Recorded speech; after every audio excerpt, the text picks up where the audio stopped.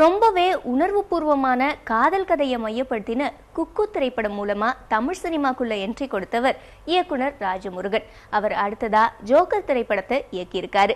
அரசியல் நையாண்டிகள் நிறைந்த இந்த திரைப்படத்தோட ட்ரெய்லர் சில வாரங்களுக்கு முன்பு வெளிவந்து ரசிகர்கள் கிட்ட நல்ல வரவேற்பு பெற்றிருக்கு. இந்த நிலையில படம் பத்தி படக்குழுவினர் பேசியிருக்காங்க. அதை இப்ப பார்க்கலாம். இல்லை, இது அரசியல் பற்றி பேசுகிற படம் கிடையாது. இது சமூக அரசியலை பற்றி பேசுகிற படம். அரசியலுக்கும் சமூக அரசியலுக்கும் வித்தியாசம் இருக்குது. இது என்னென்னா பீப்புள்ஸை பற்றின படம், ஜனங்களை பற்றின படம். ஸோ இந்த படம் எடுத்தது என்னென்னா, ஒரு 2 வருஷமாக குக்குவுக்கு பிறகு சும்மா அப்படியே நம்மளை ரொம்ப அஃபெக்ட் பண்ணுற விஷயங்களை தான் நம்ம எழுத முடியும், எடுக்க முடியும். ஸோ அப்படியான விஷயம் அப்படியே வேறையாக யோசிச்சுக்கிட்டு ஒரு ட்ராவல் இந்தியா முழுக்க ஒரு ட்ராவல் பண்ணிகிட்டு இருக்கும்போது ஒரு இடத்துல டக்குன்னு இந்த விஷயம் வந்துச்சு. ஸோ அது பண்ணலாம் அப்படின்னு. இந்த படத்தில் 2 விதமான அப்பியரன்ஸ் எனக்கு இருக்குது. ஒன்று ஒரு கிராமத்தில், தருமபுரி போன்ற ஒரு கிராமத்தில், ஒரு கொஞ்சம் வறட்சியும் குளிரும் நிறைந்த ஒரு கிராமத்தில் சாதாரண ஒரு குடும்பத்தில் இருந்து வண்ணர்மன்னன் ஒரு கேரக்டர் வேற ஒரு ஆளாக மாறுவான். அதுக்கு காரணம் ஒரு பொதுவான அரசியல். நமக்கு அரசியல் இல்லாத நம்ம வெளியில் போய் பஸ்ஸு கூட ஏற முடியாது. ஏன்னா அரசாங்கம் அதை ஒழுங்குபடுத்தினா தான் நம்மளால் ஒரு இடத்துலேருந்து மூவ் ஆக கூட ஆக முடியும். ஏன்னா மக்களும் அரசியலும் தினசரி வாழ்க்கையும் அரசியலும் கலந்துருக்குது இப்போ. ஸோ அவன் இப்படி ஒரு பிரச்சனைக்கு ஆளானோடனே அவனுக்குள்ளே ஒரு பெரிய கொஷின்ஸ் வருது. அந்த மன்னனுக்கு அந்த கொஷின்ஸை கேட்குறான், அதுக்கு பதிலே இல்லை. அதனால் அவனே அந்த கேள்விக்கு பதிலாக மாறிக்கிறான், அவனுடைய வேலைகளை பார்க்க ஆரம்பிப்பான். அதுதான் இந்த படத்தினுடைய அடிநாதம். சோமு நம்ம வாட்ச் பண்ணிகிட்டே இருக்கோம். சின்ன கேரக்டராக இருந்தால் கூட ரொம்ப டக்குன்னு மைண்டில் உட்கார்ற மாதிரி நடிப்பார். ஸோ அதனால் அவர் மேலே எனக்கு ஒரு இது இருந்தது. இந்த படத்துக்காக வேற ஒரு கேரக்டருக்காக கூப்பிட போனேன். அந்த பேசிக்கிட்டு இருக்கும்போது தோணுச்சு, இவர் இந்த படத்தோடைய லீடு மன்னன்கிற கேரக்டர் அது பண்ணால் நல்லாயிருக்குமே, நமக்கு தோணும் இல்லையா சில பார்க்கும்போது, அப்படி தோணுச்சு. ஸோ அதனால தான் அவரை உள்ளே கொண்டு வந்தேன்.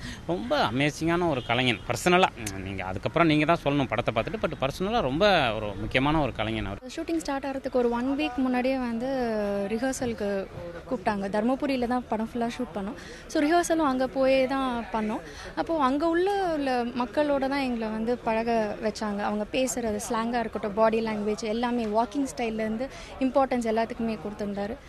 அது அவங்ககிட்டேருந்து பாதி கற்றுக்கிட்டது அந்த ராஜமுருகன் சார் ஃபுல் இன்புட்ஸ் எங்களுக்கு கூட இருந்து கொடுத்தாங்க. அப்படி தான் மூவி. முக்கியமாக கிராமத்தில் இருந்த சில ஆட்களை பிடித்து அவங்களே சில கேரக்டர்ஸ் பண்ண வச்சுருக்காங்க. அவங்க எல்லாமே நடிகர்கள் அல்லாதவர்கள், சினிமாவை வெளியிலேருந்து இப்படி பார்த்தவங்க தான். அவங்களாம் சினிமாவுக்குள்ளே கொண்டு வந்திருக்காரு.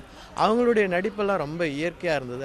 அதெல்லாம் பார்த்து நான் ரொம்ப வியந்து போயிருக்கேன். என் கூட மு. ராமசாமி நடிச்சிருக்கிறாரு, காயத்ரி நடிச்சிருக்கிறாங்க, ரம்யா நடிச்சிருக்காங்க, எல்லாம் நல்லா பேர் பண்ணியிருக்காங்க. மூரா ஏற்கனவே அவர் ஒரு தியேட்டருக்கார். நீங்கள் பருத்தி வீரன்லாம் அவர் நடிச்சிருக்காரு. அவர் மு. ராமசாமின்னு ஒரு வயசானவர்.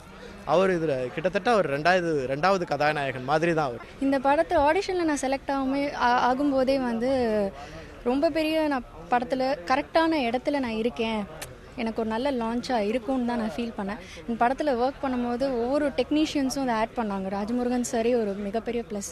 அண்ட் அதுக்கப்புறம் செலியன் சார், அவரோட கேமரா உங்களுக்கே தெரியும், பரதேசி, தாரத்தப்பட்டியிலலாம் பார்த்துருப்பீங்க. ஸோ அப்படி ஷான் ரோல்டன் சார் மியூசிக், இப்படி ஆட் ஆன் ஆகிட்டே இருந்தது. ஸோ ஹாப்பியாக ஃபீல் பண்ண ஆரம்பிச்சு. இந்த படம் தர்மபுரியில் நடக்குது.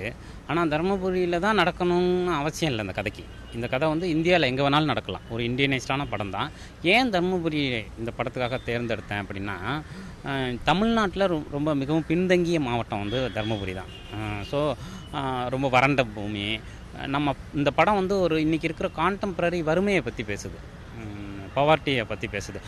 வறுமைன்னா நம்ம சோத்துக்கு கஷ்டப்படுறது அப்படி இப்படிலாம் ஒன்று. இன்றைக்கி குளோபலைசேஷனுக்கு பிறகான வறுமை கையில் ஃபோன் இருக்கும், ஆனால் கக்கூஸ் இருக்காது. இந்த மாதிரியான ஒரு முரண்பட்ட ஒரு விஷயம் இருக்குல்ல, அதை பற்றி பேசுகிறது தான் இந்த படம். ஸோ அதுக்காக தர்மபுரி தான் கரெக்டாக இருக்கும்னு